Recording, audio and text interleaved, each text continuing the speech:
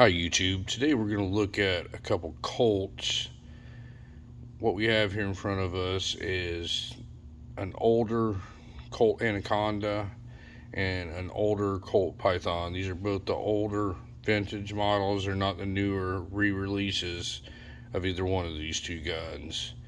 And I'm going to show you the similarities and differences and tell you my thoughts on both of them and everything. So, what we'll start with here, this is a Colt Anaconda chambered 44 Magnum. I do not own this gun. I borrowed this from a friend of mine to do a couple videos with. I used to own one of these guns and I got rid of it, and I now have a newer model one, which you can check out some of my other videos and you can see that one. But we'll start with this. This gun was manufactured in 1991. Colt Anaconda 44 Magnum. Second one we have here is a Colt Python. This one was manufactured in 1984. This is a bright stainless Colt Python. They started making stainless ones in 1982. That replaced the nickel one, and this bright stainless is a high polished mirror stainless that resembles nickel. It's chambered in 357 Magnum. Now, let's get into it. The Colt Python was introduced in 1955. It was supposed to be what they call the premium revolver. Their revolvers were looking a little dated, so they decided to update the looks on them and all that. So they added what they call this ventilated rib, a full underlug, and the work that went into these things is just absolutely amazing what they did. These things are all hand fit, hand polished by the best gunsmiths. I believe they said they polished them with walrus cloth or something like that. I don't even know, but it's just amazing the work that went into this, the attention to detail they paid. If you look over this gun, I mean, it's just perfect in every way. Everything is just hand fit. All the edges are all rounded off. Everything is smooth. Look at this hammer spurs, checkered. It's just probably the best revolver ever made. And by far, I mean, you do pay for them. They've always been very expensive to buy one. It's just because of the handwork that went into them and all that. But when you take this gun and you work this action, it is so smooth. The action is just so smooth on these things. Anybody that's ever handled one of these things, that's the first thing they say is, man, that thing is smooth. And they became very, very, very popular after they stopped making them, and the Walking Dead show came out, and the prices just went through the roof. And we'll go into that a little more into the video. The Anaconda, when Colt came out with the Python in 1955, Smith & Wesson came out with the Model 29 44 Magnum. Well, Colt never had a 44 Magnum until the year 1990, and this is the first one they came out with that was a 44 Magnum. They already had their snake line of guns going, so they figured they'd call this one the Anaconda because it's the biggest snake. And I guess the title fits. It is a big gun, 44 Magnum. But I want to show y'all a few differences here and why things are the way they are. So in 1999, Colt was in some financial trouble. They only made this 44 Magnum from 1990 until 1999. The Colt Python, they made it from 1955 until 1999 in normal production. They moved it into the custom shop. You could get a Colt Python a couple years after. It was called a Colt Python Elite. It was made by the custom shop. It was on a order only basis, and the price was relatively high for the time. But Colt got into a bunch of financial problems in the 1990s, and they had a military contract they had to fulfill, and they needed the space in their facility to manufacture their ARs for the government. The demand was kind of down on their revolver line because these things, all the hand fitting and everything that went into making one of these, drove the price through the roof. The cost of production was high, so they had to charge a higher retail price, and people just weren't paying it because you could buy a Smith & Wesson revolver, like a 686, for half the cost of what this thing costs. So the demand kind of went down, cost of production kind of went up, and they decided to just cease making revolvers altogether. And so the Anaconda also went by the wayside. All the revolvers went by the wayside. Well, whenever you stop making something, the demand will automatically go up if it's a good product. And this Colt Python is a good product. So it's the best revolver that's ever been produced and everything. And when they stopped making it altogether, they instantly became collectible. Well, the perfect storm happened, and a few years down the road, a show came out on TV called The Walking Dead, and the lead character in The Walking Dead carried a Colt Python. He carried a 6-inch one that looked just like this one, and people went bananas over it. They're like, that's the coolest gun I've ever seen. I gotta have one. Oh wait, they don't make them anymore. They were already expensive when they were still making them, and prices just went through the roof. I mean, through the roof. And these things are thousands of dollars to buy one, thousands of dollars to buy an old vintage Colt Python. What happened is people started grabbing anything that said Colt on it and had one of these snakes on it because they thought, well, hell, I'm getting a Colt Python. It looks just like a Colt Python. They both have the ventilated rib on top of them. See, the Anaconda has the ventilated rib that kind of looks like the iconic Colt Python. They both have the same kind of stuff going on here, and if you look at them from a distance here, they look very, very, very similar. But I'm going to show you some of the differences in them. All right, I already went through with the Colt Python, how smooth the action work is on it, how everything's just finished off perfectly, and how much handwork went into them. Just the hours spent polishing on them and hand fitting them together. It's just, they really took their time, paid attention to detail when they made these guns. Well, with the Anaconda, not so much. When you first look at it, it does look very similar to a Colt Python.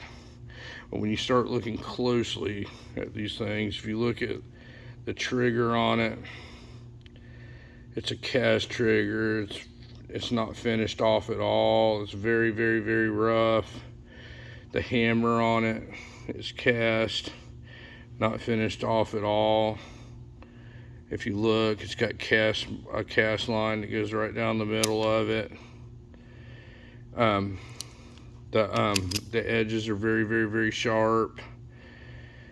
It's just you can see machine marks in it and everything from where they did such a poor job fitting the finish. And like I said, they were in some financial trouble during these years, so they were just trying to save face and put out a 44 Magnum. Just saying, they figured that may save them.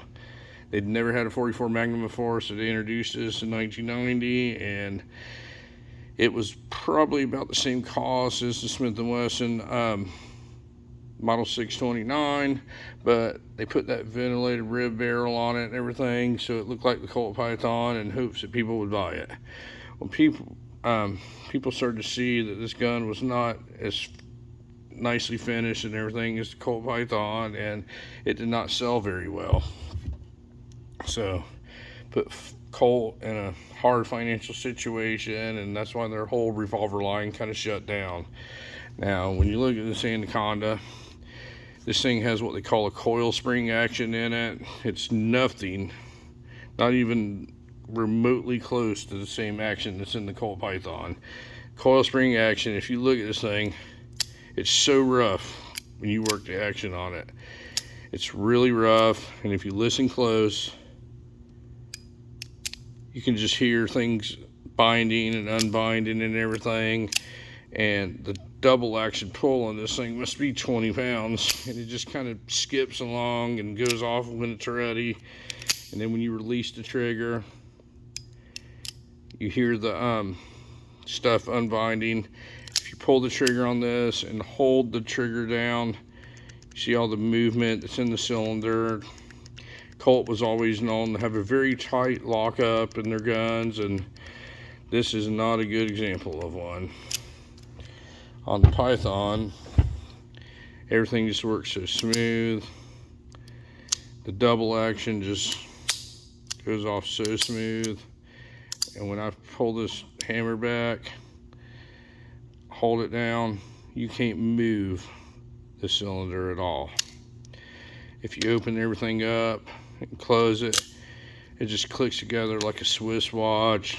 You don't hear any rattling, nothing rubs or anything like that. Everything's just perfectly fit together. With the Anaconda, not so much. Open it up, you hear stuff rubbing and rattling, and fits together really loose, and it just doesn't feel right. It's just not a very well made gun. But that doesn't mean it's not valuable. There's a difference in something being valuable and something being high quality. This gun, people were grasping on all these snake guns. This gun, without a doubt, in today's time, in 2023, this gun would sell easily for $2,000 plus if you were to sell it on Gunbroker, or you were offered to sell locally. That's the kind of money you would expect to get out of this thing. This gun, because of all the crazy stuff that's going on with the Colt Pythons in the past several years, this gun's going to sell between $3,000 and $4,000 for a stainless vintage Python. This one being a little bit on the higher side because of the condition it's in, and it's a bright stainless. It's not a matte stainless. The Anaconda is a matte stainless. It's not a bright finish. It doesn't have that shine to it, and they never offered this gun in a bright stainless like they did the Python. Now, because of the value of this one, drove the value of this one up, and I don't understand it. Like I said, I used to own one of these things. I was very excited about getting it. I was one of them people that said, I want to get one of these. It's like having a 44 Magnum Colt Python. And when I got one, I quickly realized it's not like having a 44 Magnum Colt Python. The only thing that resembles a Colt Python in this gun is this ventilated rib and the full underlug. That's it. Nothing else about these things are similar. It's not even close. This gun is just so perfectly put together. Everything's just so perfect on it, and it just works so good. They both have adjustable sights. They're both very similar in that fashion. They have the same adjustable sights. They both look similar until you really start looking at the finish work done on these. I mean, just look at these hammers together. There's a cast line. I don't know if it'll show up on camera, that goes right down the middle of the Anaconda on the right. The Python, not so much. The trigger work is very, very, very rough, unfinished. On the Python, it's perfect. It's just not even close, ladies and gentlemen.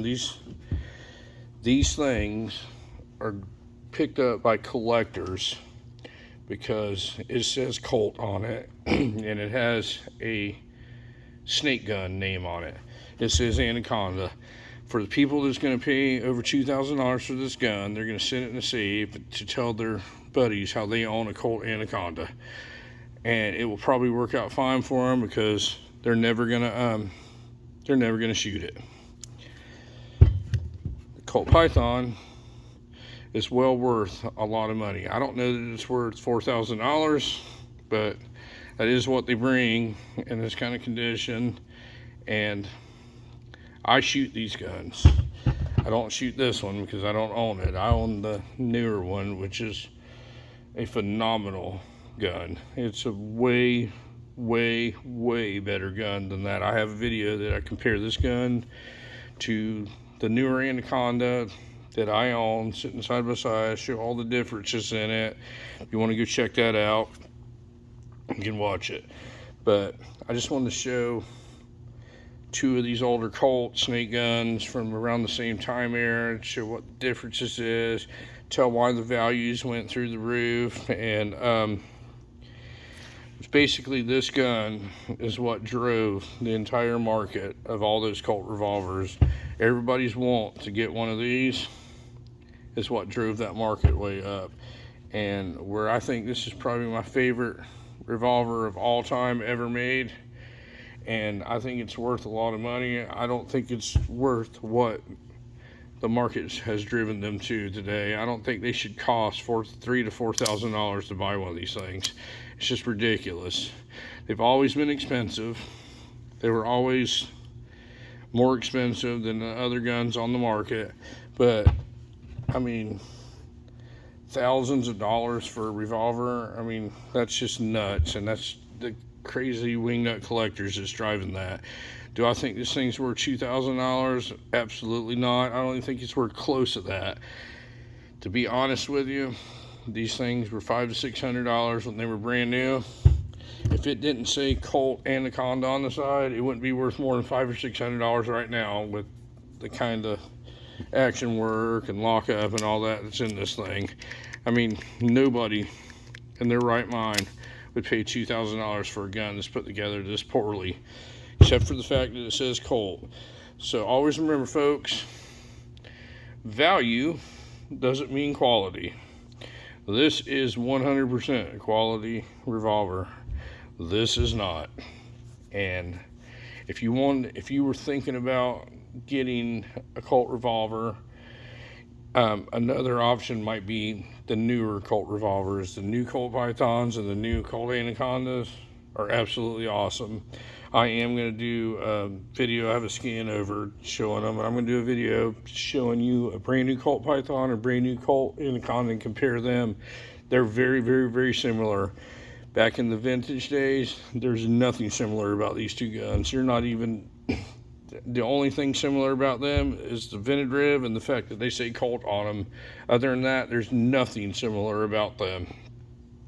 So, if you're looking at getting one of these, it's not a bad idea. Just remember, you're going to have to pay, a premium to own one of these. To get one of these, you're still going to have to pay a premium, and I would probably think twice before I did it, because you're really not getting what you pay for. Usually they say you get what you pay for in life. That's not really true with this. It's just not a good example of a well-made firearm. But anyway, I hope you enjoyed this video. I hope you learned something. If you have any questions, it's just a quick overview comparing the two. It's by far not a review of each individual gun and all its features. Ask me any questions. I'll be happy to answer it for you. As I've always stated, I'm not an expert on anything, but I know quite a bit. I've been around this stuff for a very long time, and I will be happy to answer for you if I know the answer. If I don't know the answer, I'll just say I do not know the answer. Thank you very much for watching my video.